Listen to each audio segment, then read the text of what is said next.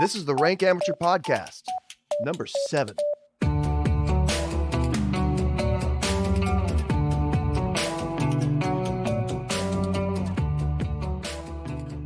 Howdy, howdy. This is the Rank Amateur Podcast. I'm John Kearns.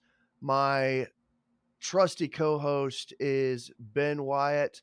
Ben, you look like you're traveling. Where are you right now?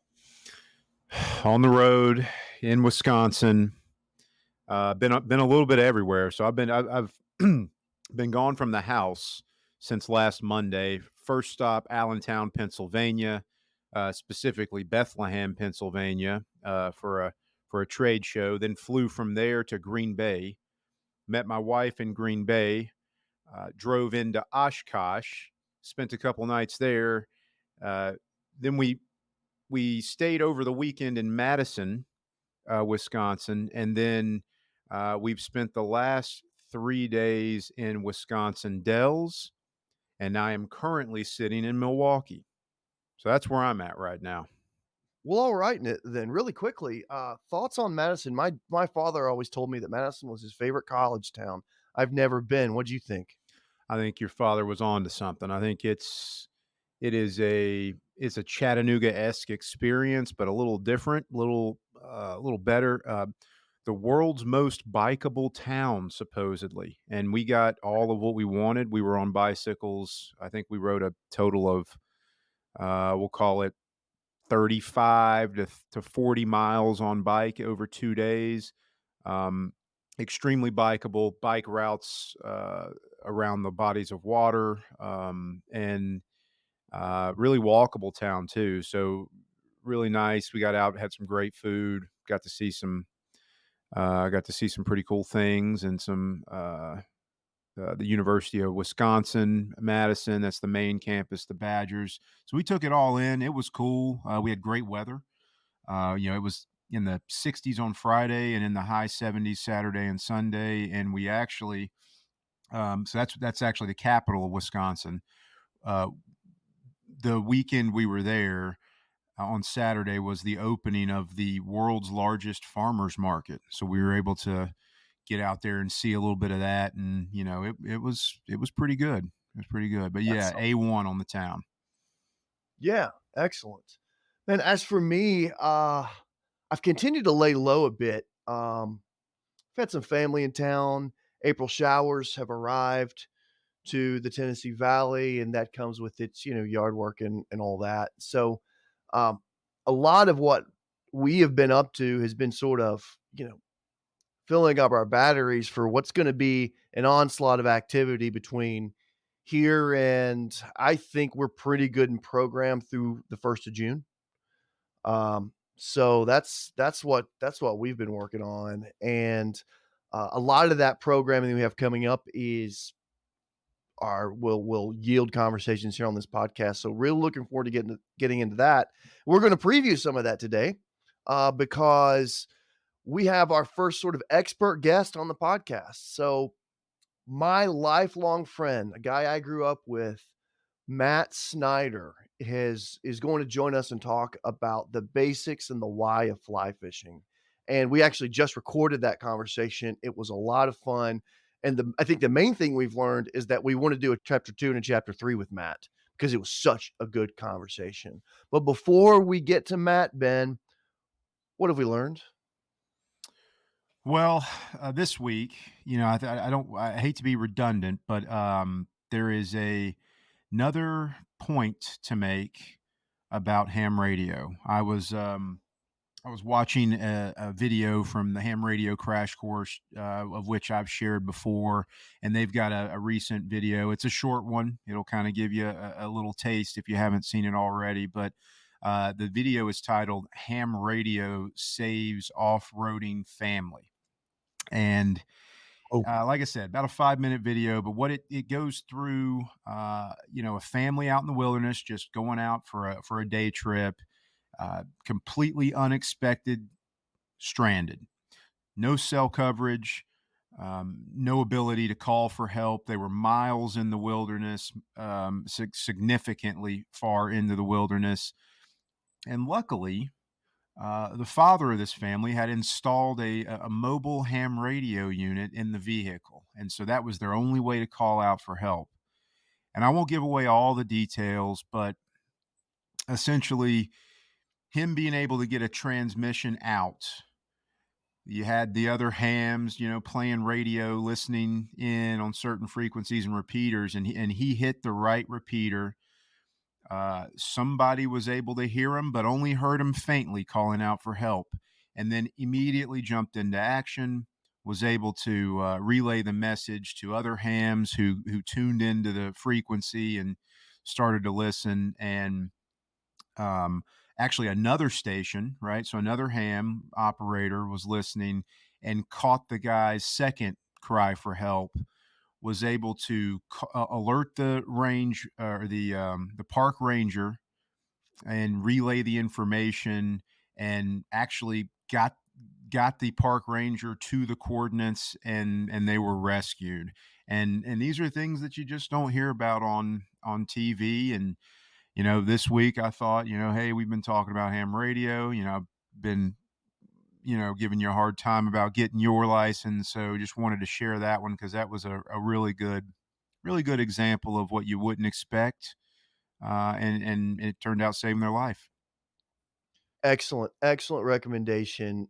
If you need any more motivation, and apparently I need just a little bit more, then that should put you over the top. As for my update on ham radio, I continue to make progress. I'm about ready to schedule this test. My concern, though, Ben, is I'm not going to have that test scheduled by this Cohutta fishing camping trip. I'm going to see if I can find a creative online option. We'll see, but I'm not sure I'm going to quite have it done by then. But we'll get to that, in Well, a bit. let me stop you. Have no fear. All right. As long as we put in the right frequencies, everyone is approved to use amateur radio in the event of an emergency. So there are park ranger repeaters in the Cohutta where we're going. So we'll get it dialed in, and we'll use it if we need to. Hopefully, we don't. Good plan. Good plan. This week, I have learned that I am not the only passionate loyalist to the Pilot G2 pen. So this one's just a bit of fun here, but 2 days ago, Gear Patrol dropped an article entitled "An Ode to the Pilot G2, the Greatest Pen on the Planet." Now, I have long agreed that the Pilot G2 is the greatest pen on the planet, and it's basically been the only pen I've signed my name with for, I don't know, 15, 20 years probably. I don't know exactly when this thing was introduced, but I've been a loyalist since then. And look, I know that pens are one of those niche, um, passion items, the same way watches can be, or I've even heard of people getting very passionate about keyboards and EDC and whatnot. The great thing about the Pilot G2 is you don't exactly have to go down that rabbit hole because the G2's got you covered and those things are $2 a piece. It's Hmm. great.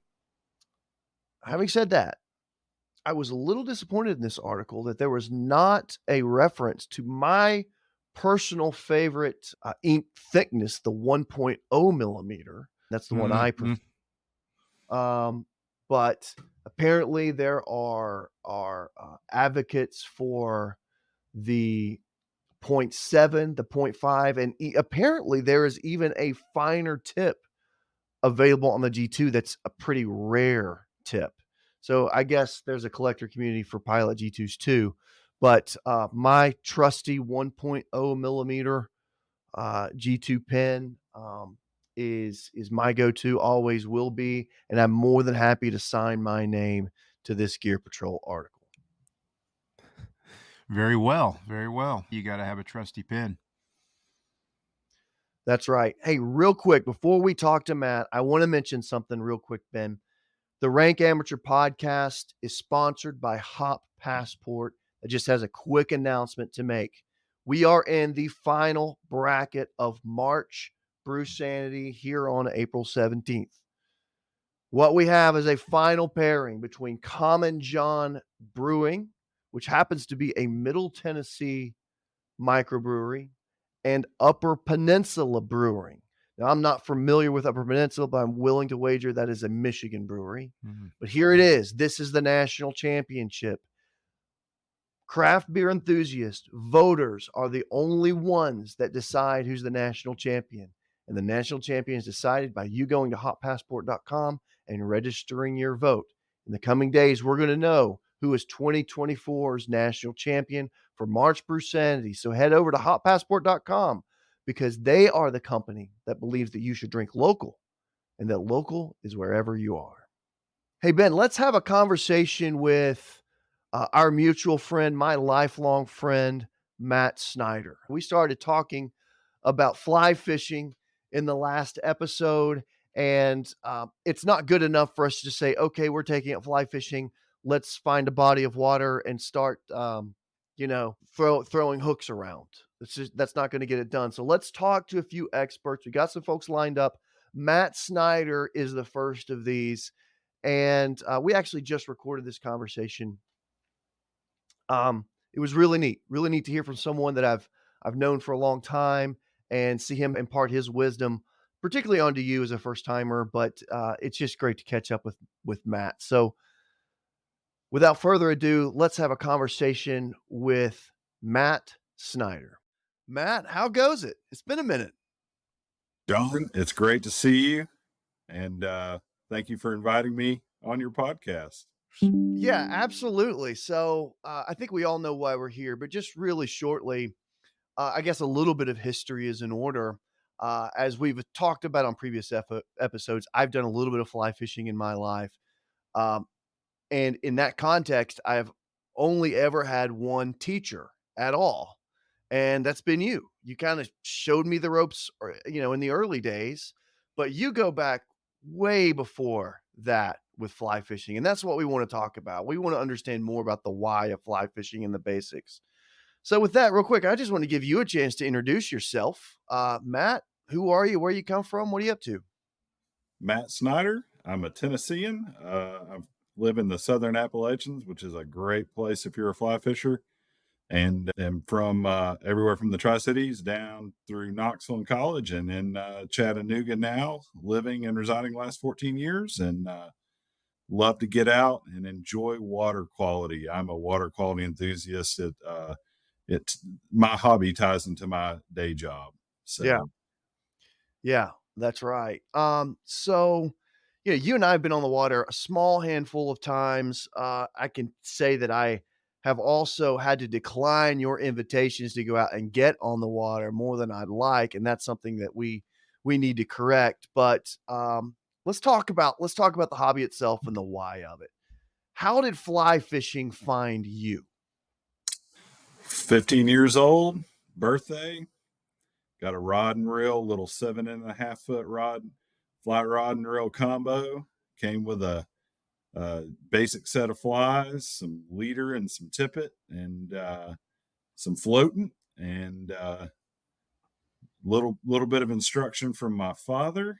And wasn't too much after that. I was throwing popping bugs in ponds in Greenville, Tennessee. So, and it doesn't get you. You will absolutely wear them out if that's what you're going to do first. All right. You sort of just left to your own devices to figure it out? I mean, you said you went down to the pond, but I think for most of our discussion, the context is mountain streams. So talk to me. How'd you find yourself in the mountains? It's funny. My dad actually spun up my reel, and all he put on was the floating line. So you actually have the majority of what's on your reel is actually a hollow line that floats on the top of the water, and that's all he put on to begin with. And I'm sitting here thinking, where's the hook? And he said, take off. And I said, to where? And he said, to the baseball field. And I said, Ah, the baseball field? What? You're not going to catch any fish there. Why would I do that? And what he was trying to teach me was it's not your normal casting that I was used to.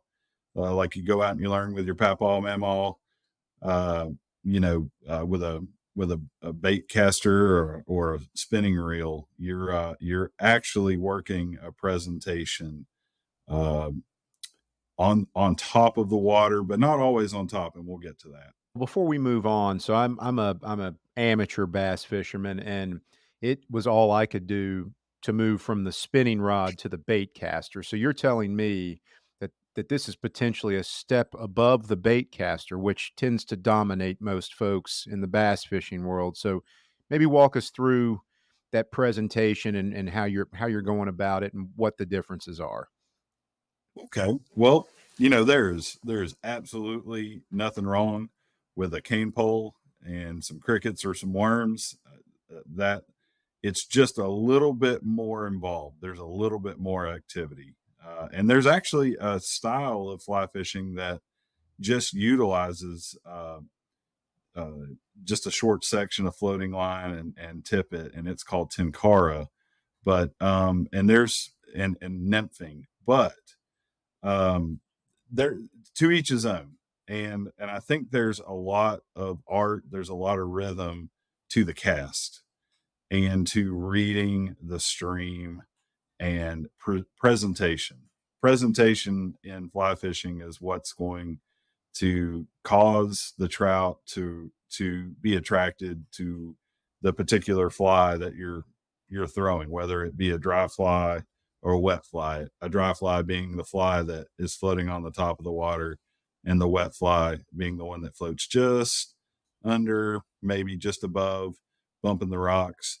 And there are different stages of the food that it's mimicking, and so I say go out and try your casts first. And the differences being, if you were using a spinning rod or a bait caster, you're going to put some bait, some form of bait, and you're going to throw it, you're going to cast it into the water, and you're going to try to attract that fish, right, Ben?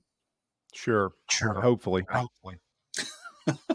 So in fly fishing, you're doing the same thing, but it's a your fish are a lot pickier. They live in a lot colder, a lot higher oxygen content water, and the trout species, and I don't know, they're just a lot spookier. So you're going to have to kind of sneak up on them as well. Not that bass and some of your other lake species aren't spooked easily, but you're there's a little bit more I don't know, sport to it, but that's not why I got into it. Just to reflect back on it, trout don't live in ugly places, so Yeah.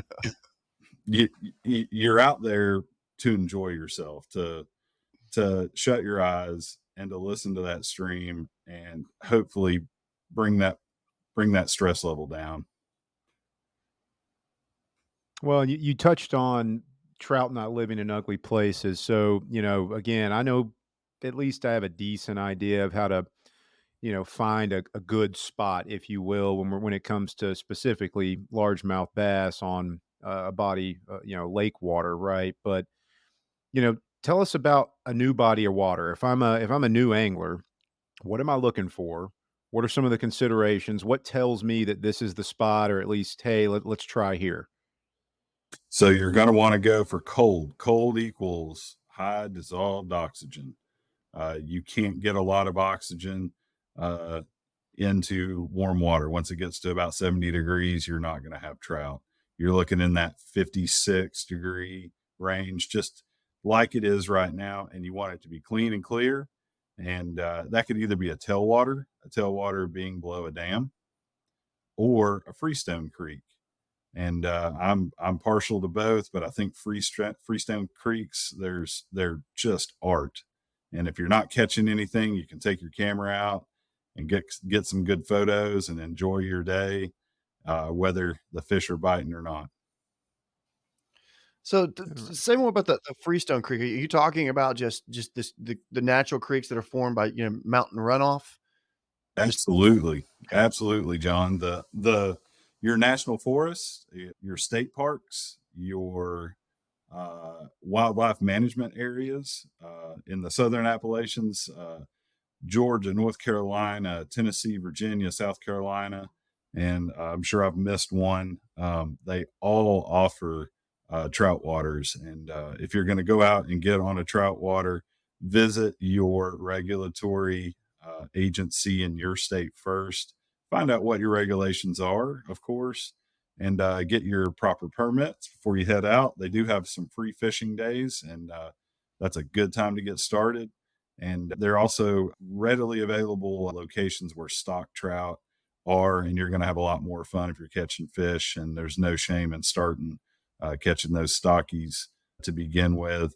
But it's hard to have a bad time whether you're catching fish or not. So head up to an elevation. The higher you go, the colder the water, and you'd be surprised how small a stream can get and still support brown, rainbow, and especially brook, the native species to the southern Appalachians.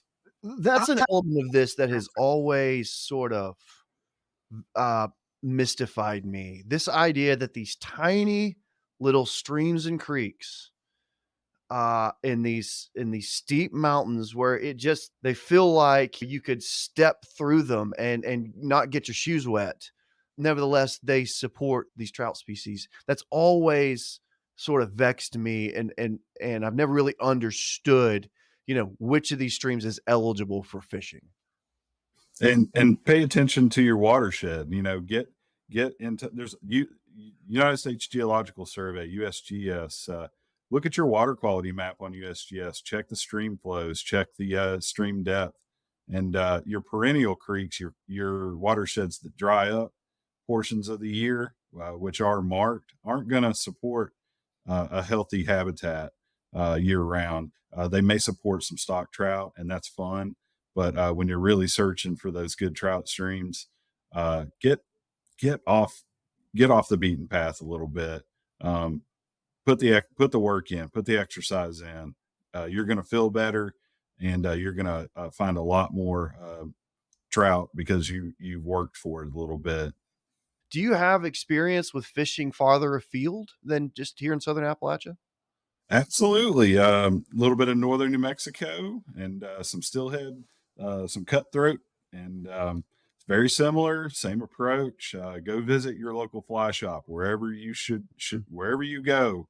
Stop in, talk with them. There's some fine folks, and they very rarely ever lead you astray, and they're gonna help you match the hatch, which is telling you what they're biting on, and that's uh, depending on the time of year and when you're going, they're going to tell you what they're biting on and make some recommendations. And always pick up some of their, spend some money. Those folks live and die, financially, their business by your visit, and you can always spend a little bit of money. Most fly shops have a little keepsake. If you buy some flies, you're going to take home their fly box, and I always keep an extra from Tennessee, and I leave them one. I say, "Hey, here you go. Here's one from Tennessee when you go." So That's terrific. Well, and it sounds like there's a real community around this. Obviously, I'm eager to learn. I've never been, so that's kind of one of the reasons why we wanted to have you on and teach noobs like me, kind of what to be thinking and what to do. And you gave you gave one of the variables, right? Water temperature. So I'm familiar with that, and that I'm sure dictates the pattern of the fish and maybe how active they are or not active. I'm just guessing here, but you also mentioned that there's a minimum water depth. I mean, what are we look what sustains life, and is there a minimum you should just not deep enough, keep it moving?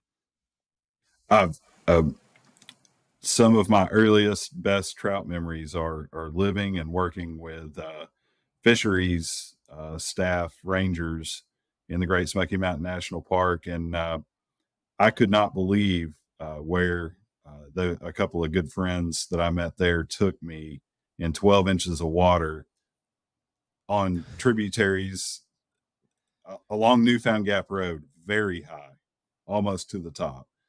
12 inches of water, as long as you're staying back, you're wearing neutral colors. I'm matching the sky right now. If you're going to be in brush like rhododendron, you're going to wear a darker color in that case. I'm not saying you have to get real tree, but that sure helps.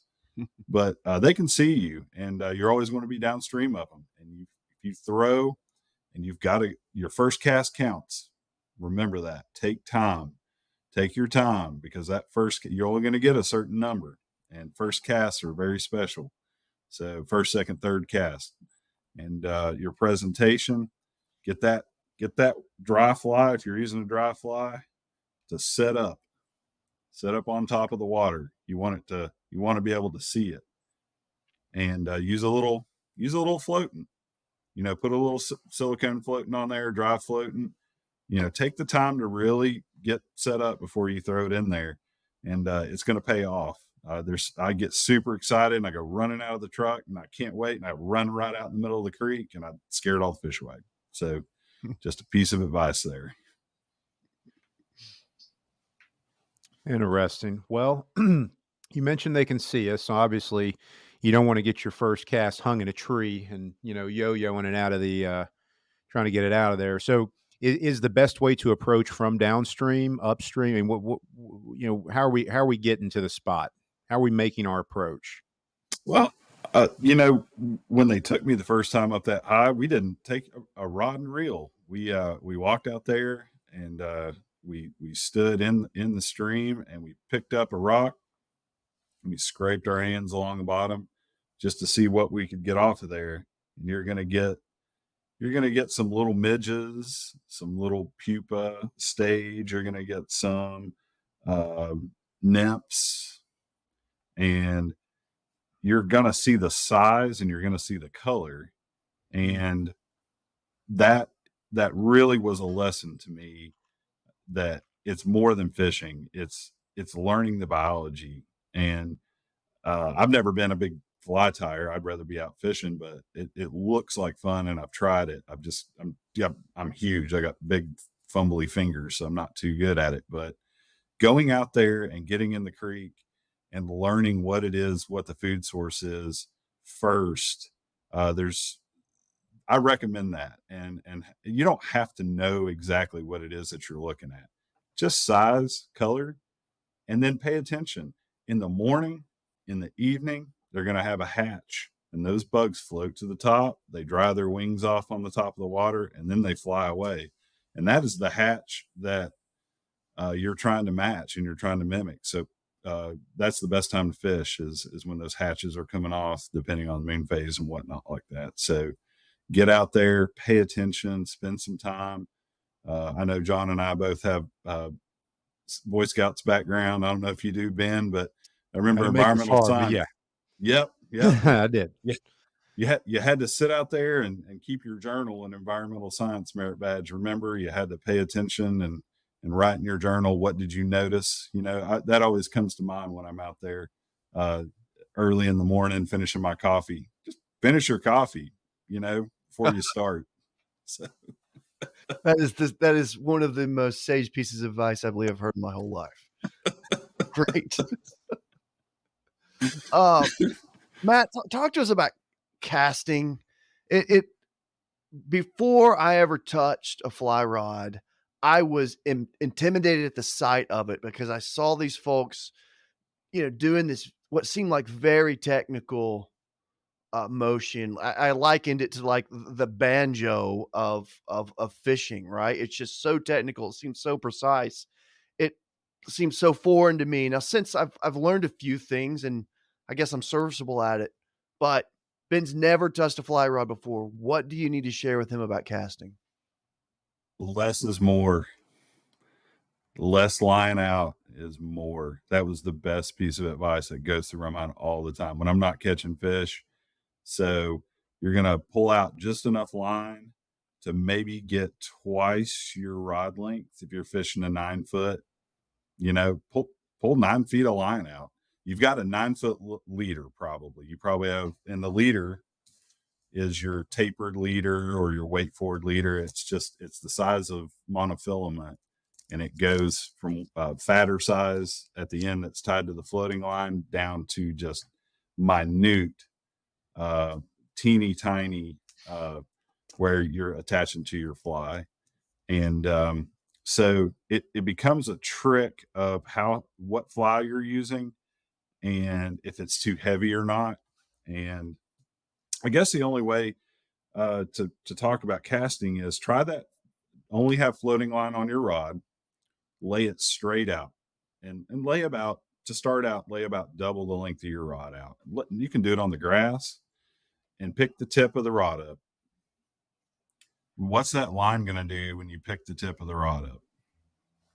It's To going to follow come. it. Yeah. It's going to come back to you. Yes, yes, and it's going to, depending on how fast you do it, you're gonna start to notice that control, and that's what you're trying to master, is that control. And then look behind you. Have you got room to pick it up? Can you pick the entire line up in the air and put it down? Do you have enough room behind you? If you don't, you're going to need to throw a loop in the line, which you can do overhand, you can do side. It all depends. And you're throwing a loop in the line. And what that's doing is it's propelling the fly outward away from you each time. That's your cast. And you're just trying to place that fly into the riffle or into a still spot, wherever you're trying to get it. And you're trying to do it in the most natural way possible.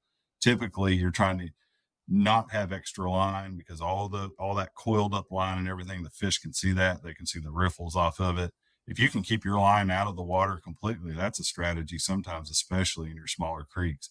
Hold your rod up and just dip and just get the fly in.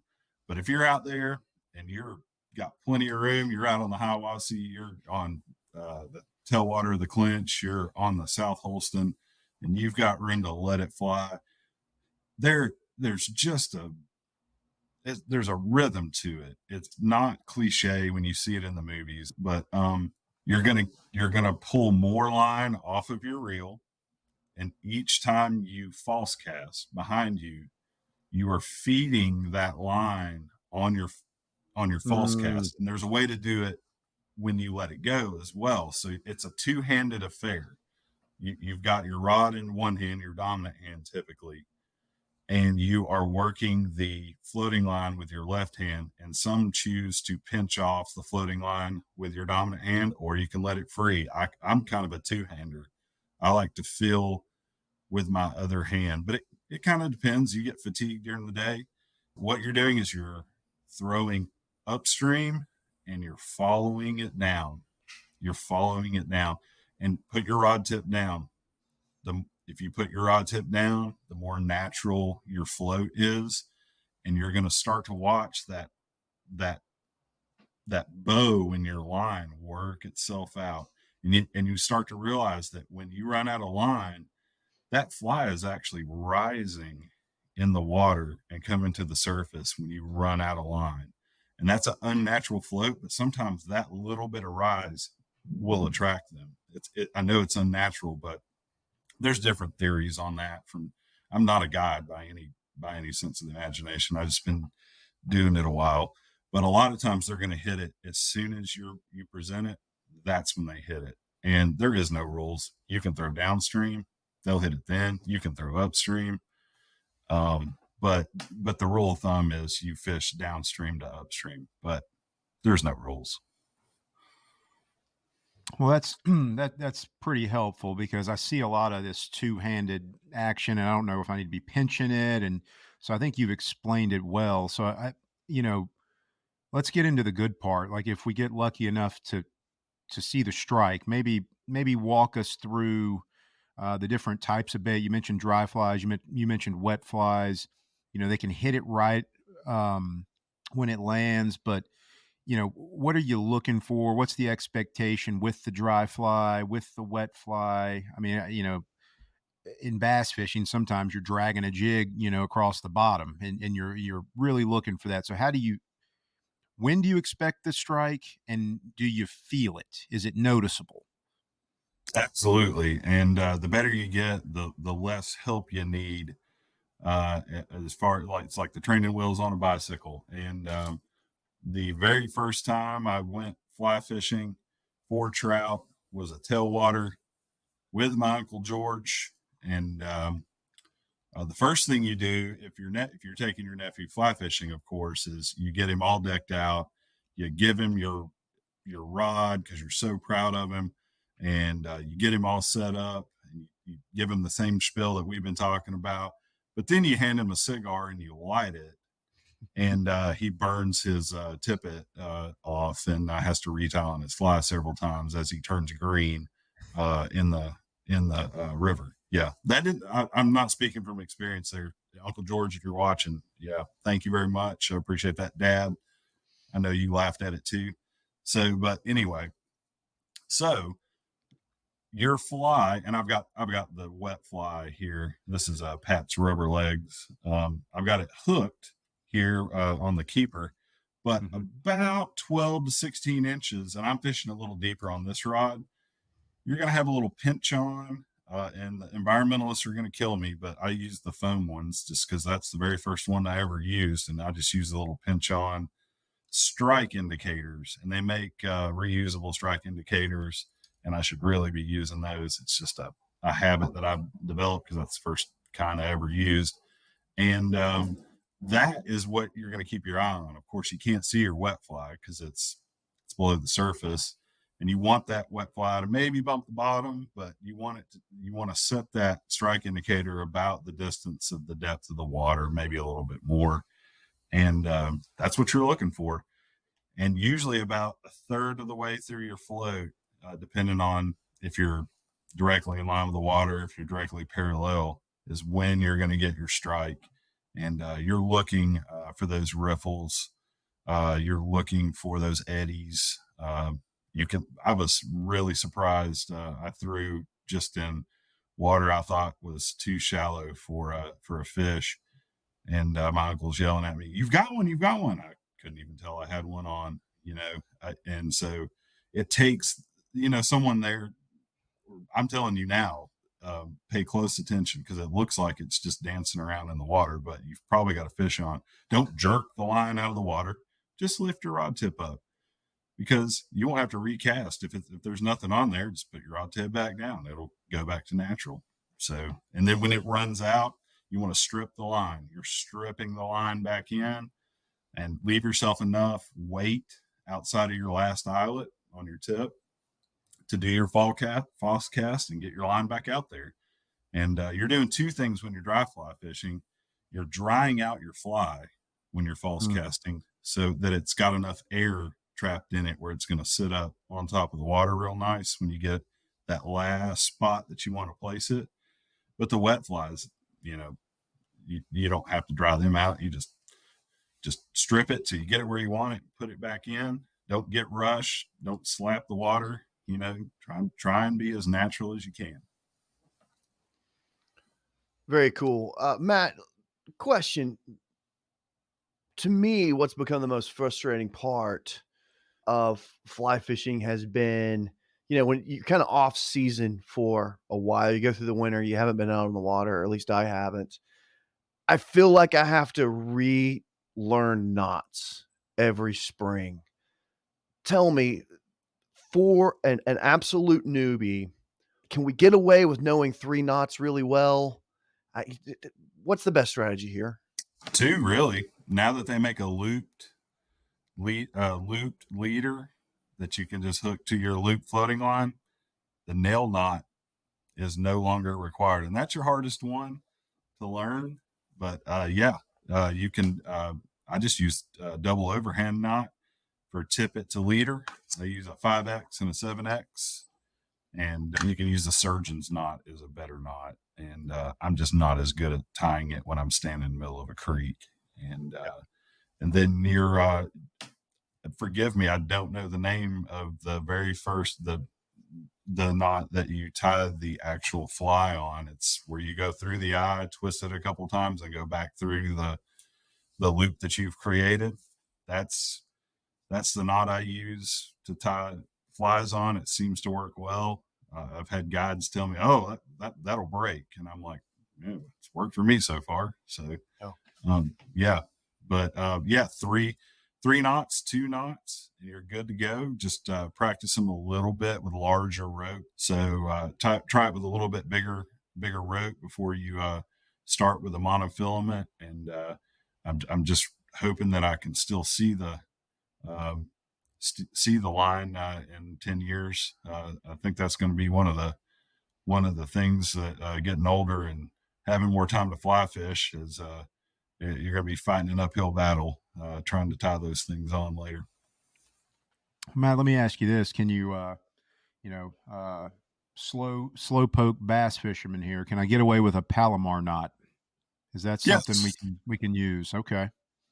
absolutely. Okay. No rules. On your very small flies, like your 14s and your 12s, the larger the number, the smaller the hook, that's going to show up a little more. So you want to Ah, go with a knot that's a little lower in relief. Um, I try and put less twists in it. I think, okay, if I'm gonna catch a fish on this, hopefully it's a small fish and I don't need as much knot. But that's actually not the case because some of the biggest fish I've ever caught has been on the smallest flies. So yeah, maybe a Palmer knot might be a good idea. Yep. Matt, I want to be respectful of your time, but I want to address a couple more things really quick. I want to give you an opportunity to share something that you've shared with me a couple times in the last year. You have been working on a project that where you're trying to coordinate some agencies to make licensing a little easier in certain areas. Can you talk about that a little bit? Sure, I'd love to. I I went to buy my license in Chattanooga, and in Chattanooga, we're lucky enough to be in the tri-state area for North Carolina and Georgia, as well as Tennessee.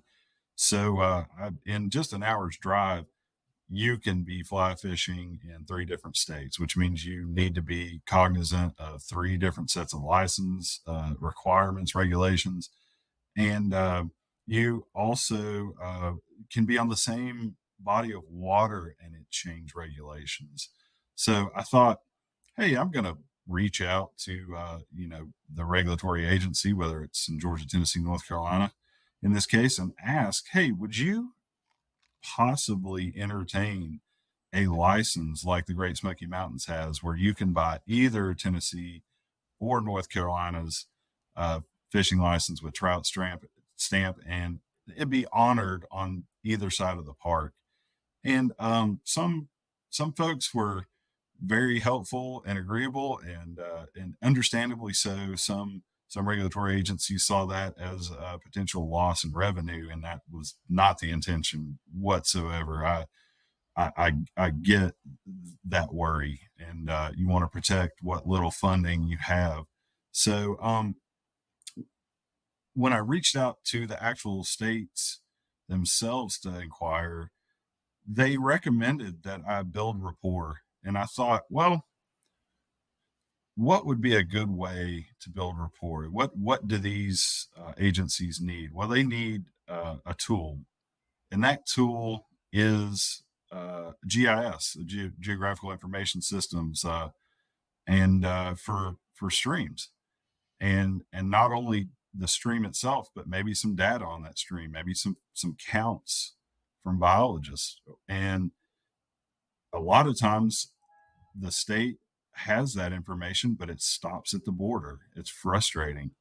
So, knowing a couple of people in the business, I asked if they could help me out, and they created a tool, which I'm sure we can share that link on this page. It's got a shortened URL for you, and it actually is kind of borderless to the Southern Appalachian. I came up with a name for it, the Southern Appalachian Trout Passport and Map, and it's available on the Esri as well, field maps, and we'll put the link to that on there.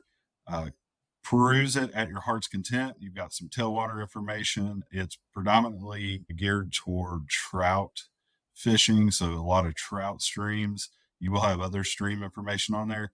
Click on the streams themselves, find out what species have been located in there, and a lot of times you don't share your fishing location. I think this actually has the opposite effect because I feel like if everyone had access to this, it is open source, that it would spread your fishermen out rather than concentrate them.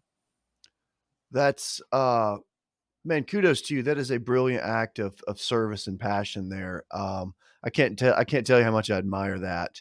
And Ben and I need to get hip to that tech as soon as possible so that we can actually use it in our early fishing days.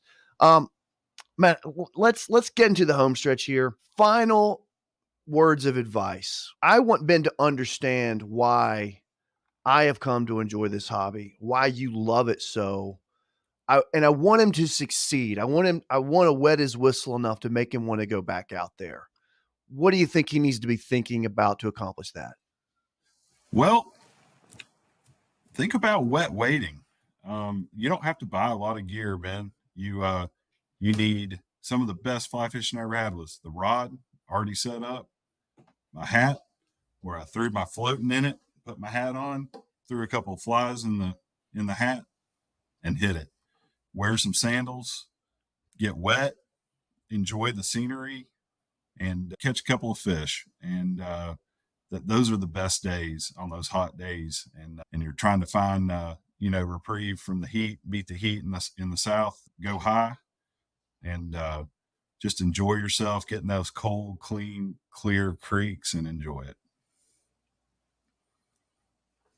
That sounds like some sound advice right there. And keep my expectations grounded, right? Oh yeah, It's a learning process. if you catch a native trout, that is going to seem like the biggest fish you ever caught. If it is not stocked, people make fun of me all the time. That's a huge fish. Oh yeah, that fish was born here and it's native and it's gorgeous. And not to say you can't go down and catch a huge fish too, but there's just something about it catching those native fish. I mean, it is special. It's magical. Matt, is there another element to this hobby that we haven't addressed? I guess I'm gonna ask you to wear your heart on your sleeve a little bit, but, you know, sometimes folks will speak of like a therapeutic or a meditational, maybe even spiritual aspect of fly fishing. Do you relate to that at all? Can you speak to it? Absolutely. Your your feet go numb typically, whether they're in waders or not. And I don't know if that has an effect, but I've got achy, creaky joints and injuries, old soccer injuries and hiking injuries, and there is not a better a therapeutic outlet than getting in ice cold water for those joints, and then getting the sunshine on your head and getting that fresh air and getting your heart rate up. It drops your blood pressure. That white noise in your ears kind of melts away the stress and the thoughts and the things that have taken over your mind, whether it be work or family or worry, and just gives you a little bit of time to think about just nothing but what's in front of you. It's meditative. It's transcendent. And I tell people, I think there's a book actually. I never met an idiot on the river, and it's kind of true. I mean, I've met some real jokers out there, but I've never met an idiot. That's for sure. That's great, Matt. Hey, I hope you're up for maybe a second chapter in this discussion because you speak to it so well. We're actually going to try and put some of this knowledge to practice in the coming weeks, and hopefully we can have a follow up if you're keen for it. Absolutely. Practice makes perfect. Certainly. Ben, any closing thoughts for Matt? No, just very appreciative. This knowledge transfer, it's a lot harder to get out on Google and try to figure all this stuff out, and you don't know what's right and what's wrong. But for you to take the time and really share, what works for you, what you've seen, and what you've learned over the years. I mean, that's really the best source of content that you can ask for. And to John's point, we're gonna go out there and try it. And so we hope to circle back with you and hope we can. Steal a little bit more of your time here in the near future. Absolutely, Ben. There's nothing more rewarding than seeing someone pick up this hobby and stick with it and actually get as much enjoyment as I do out of it. Matt, so good to see you, my friend. And look, we get to see you again in a couple days, so we got that to look forward to. But thank you for joining us. I guess you're kind of officially our first real expert guest. So thank you for doing that for the podcast. You're welcome, guys. All right. Thank you so much to Matt Snyder for joining us and giving us that really brief primer on what to think about as we start fly fishing. Ben, that conversation went to some interesting places, particularly Matt's project that just wants to provide more access to more fisheries for folks that are kind of in border jurisdictions. I didn't know we were really that Matt was really going to take us that far into that, but what an impressive thing he's done there. Yeah, unbelievable. I mean, really, just a Herculean effort to highlight the sport and nature, and just getting people more access to more places, and really unique effort. So, really want to learn more about that, and I have a feeling we're gonna try to entice him to share more in the near future. Yeah, luckily we're going to get the opportunity to use his tech here in a couple weeks, so we'll certainly report on that. I was just blown away by how much progress he's made and just his perseverance and trying to coordinate the uncoordinatable, which is government agencies. So kudos to Matt and thank you so much to Matt Snyder for coming on the show. We are going to hear from him again. I have a feeling. Cool conversation, Ben, but you know as well as I do, we're just here for the gear. What do you have for us this week? Well, you're absolutely right, John. So this week, I'm gonna do a little bit of EDC, right? So we've talked about a couple of things that we like to have on us. One of the things that I feel each and every person should have with them at all times would be a flashlight, capability to see in the dark, whether the lights go out due to inclement weather, or something as simple as you drop something under the seat of the car, or you're trying to fumble around to get your keys in the door. So this week, I'm going to be highlighting an EDC flashlight by Olight. It is the I5R, so that's Indigo 5 Romeo EOS flashlight. This little guy right here. We may not be able to get it into focus, but this little guy right here.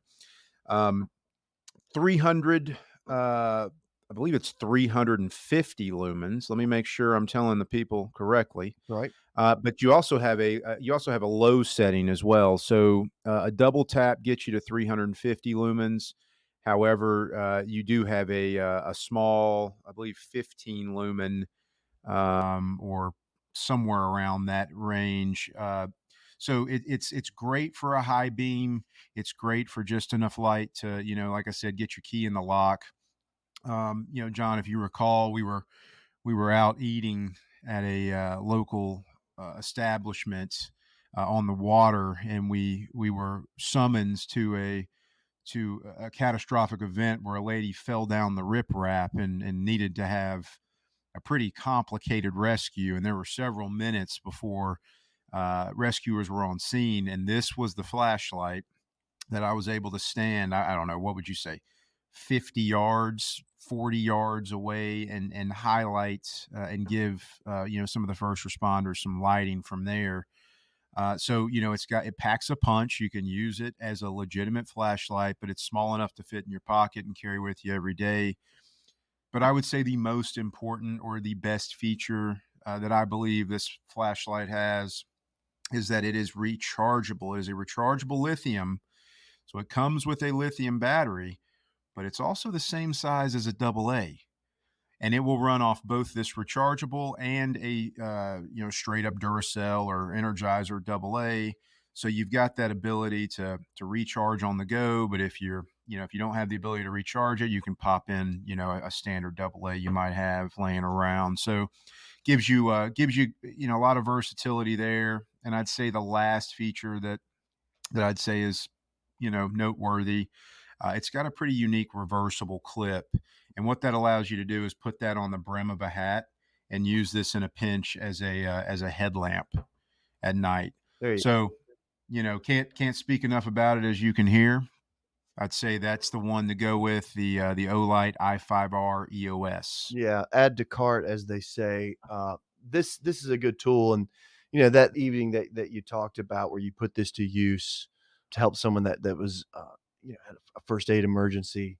I don't mind saying to the folks, you had your cape on that night, but you also had this light, and certainly could see the utility there, but just also, this isn't about saving lives, these flashlights necessarily. This is about trying to find your wallet that's dipped back under the seat of the truck, right? Tiny little form factor, but, provides a lot of light. Great, great recommendation, and like I said, add to cart. How about on your end? So this week, what kind of gear are you highlighting? I've decided to stay on topic with fly fishing. So, late last year, I made it out onto the water a few times, and I needed a better way to carry the stuff of fly fishing. So I'm recommending the Patagonia Stealth Workstation 5 liter. So this is a chest pack. This is a chest pack that clips onto the front of your waders, right? So this is doesn't come with the bra that's going all the way around. Um, and it is exactly what it says it is. It's a pack, so you can carry anything, but it's a workstation. So it opens up right in front of you. If you need to negotiate some leader and tippet and tie some knots, you've got a tidy little area to do this work, and then pack your gear right back into this small form factor, zip it up right on the top. That is a combination of Velcro and a magnet. So this is Mm, where you can just place flies right there, and you don't have to unzip to go back and get them. So if you've got, a couple or 3 that you're gonna work with for the next hour or so, you just go ahead and stage them right there. In the 3 times I've used this, I've been impressed and found it handy every single one of those times, and, we've got another, fishing season ahead of us, so I'm gonna put it to good use again, but I can highly recommend, from my very, very rank amateur purview, the Stealth Workstation 5L from Patagonia. Oh, here's the best part on this thing. This thing costs 59 bucks, which probably makes it one of the lowest priced items Patagonia makes, period. So great value, great tool. I'm taking a look at this thing and it looks pretty slick. I can see it attaches at the top, and I'm a big chest pack fan, but obviously this is kind of new to me. What's holding it in place on the bottom? How is it attaching, or is there an attachment point, around the bottom of the pack? It may be more versatile than I'm remembering at the moment, but this is really just about, loops around your suspenders, Okay. and then that's it. Now there may be, some configurations where you can get that thing around your chest in the event that you're not wearing waders, but I've never come across that. But this is really just about some really simply designed loops that just, attach on the backside of those suspenders, and you're off to the races. Very well.